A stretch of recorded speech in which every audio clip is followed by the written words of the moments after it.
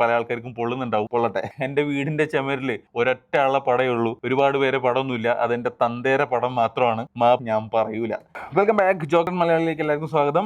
കുറച്ച് ദിവസം മുമ്പാണ് നമ്മൾ എമ്പുരാന്റെ സിനിമയുടെ റിവ്യൂ ചെയ്തത്. അതിനിടയിൽ ഞാൻ 2-3 ദിവസം തിരക്കുകളിലായിരുന്നു, കുറച്ച് യാത്രകളായിരുന്നു. അത് കഴിഞ്ഞ് അതിൻ്റെ ഇടയിൽ ഒരുപാട് എമ്പുരാന്റെ വിഷയങ്ങൾ നമ്മുടെ നാട്ടിലും ബാക്കിയുള്ള സ്ഥലങ്ങളിലൊക്കെ കയറി കൊളത്തി എന്നുള്ളത് കണ്ടു. പക്ഷെ ആ സിനിമയിൽ യഥാർത്ഥ സംഭവത്തിന്റെ ചെറിയ കുറച്ച് ഭാഗങ്ങൾ മാത്രമേ ഉള്ളൂ. പക്ഷെ ആ ഭാഗങ്ങൾ തന്നെ എല്ലാവരുടെ ഇടയിലും ഒരുപാട് പൊള്ളലുണ്ടാക്കി എന്നുള്ളത് തന്നെ വളരെ വളരെ ആ സിനിമയുടെ യഥാർത്ഥ ആശയം, പൊളിറ്റിക്സ് സക്സസ് ആയി എന്നുള്ളതിന്റെ സൂചനയാണ്. പക്ഷെ എന്ത് തന്നെ ആയാലും ഇനി 17, 21, 31, 41, 51 എത്ര വേണ കട്ടുകൾ ഉണ്ടായാലും ആൾക്കാരിടയിലേക്ക് ഇതിന്റെ വിഷയം കൃത്യമായിട്ട് എത്തിയിട്ടുണ്ടെന്നുള്ളതും, ചെറിയ ആൾക്കാർ മുതൽ വലിയ ആൾക്കാരുടെ മൊബൈലുകൾ ഇതിന്റെ റീലും സ്റ്റോറീസും ഗൂഗിൾ സെർച്ച് ആയിട്ടും ഇതിന്റെ യഥാർത്ഥ സംഭവം എന്തായിരുന്നു, എങ്ങനെയായിരുന്നു, ആരായിരുന്നു അതിന് പ്രധാന പ്രതി, അയാൾ സ്വന്തമായി പറയുന്ന വീഡിയോയുടെ ക്ലിപ്സ്, അതുപോലെ ഇതിന് ബന്ധപ്പെട്ട ആൾക്കാരുടെ നെയിം, ഈ പ്രധാന പ്രതിയെ എങ്ങനെ രക്ഷപ്പെടുത്തി, പ്രതി ഇപ്പൊ എവിടെയാണ്, പരോളിലാണോ, അത് അതിനെ സഹായിച്ച ആരൊക്കെയാണെന്നുള്ളതൊക്കെ കൃത്യമായിട്ട് ആൾക്കാർ ഗൂഗിൾ സെർച്ചിലൂടെയും സ്റ്റോറിയിലൂടെ ഒക്കെ മനസ്സിലാക്കിയിട്ടുണ്ടെന്ന്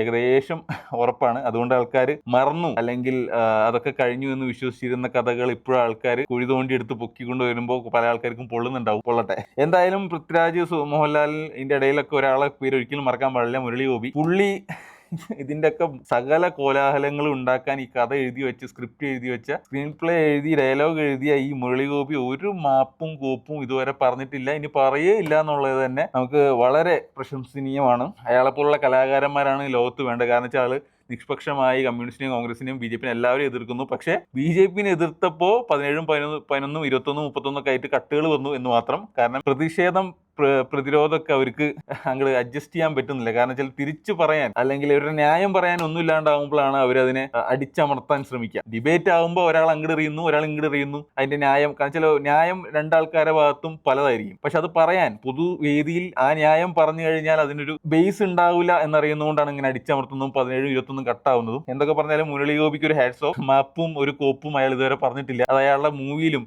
ആൾ പറഞ്ഞു വെച്ചിട്ടുണ്ട്. എന്റെ വീടിന്റെ ചുമരിൽ ഒരൊറ്റ ആളെ പടയുള്ളൂ, ഒരുപാട് പേരെ പടമൊന്നുമില്ല, അതെന്റെ തന്തേരെ പടം മാത്രമാണ്. ഞാൻ പറയൂല. Okay, anyway hats off. ഇതിന്റെ ഫുൾ വീഡിയോ ഞാൻ എൻ്റെ യൂട്യൂബ് ചാനൽ ഇട്ടിട്ടുണ്ട്. നിങ്ങൾ എല്ലാവരും പോയി കാണാം, സബ്സ്ക്രൈബ് ചെയ്യുക, ലൈക്ക് ചെയ്യുക, കമൻറ്റ് ചെയ്യുക, ഈ ചാനലും ഫോളോ ചെയ്യുക.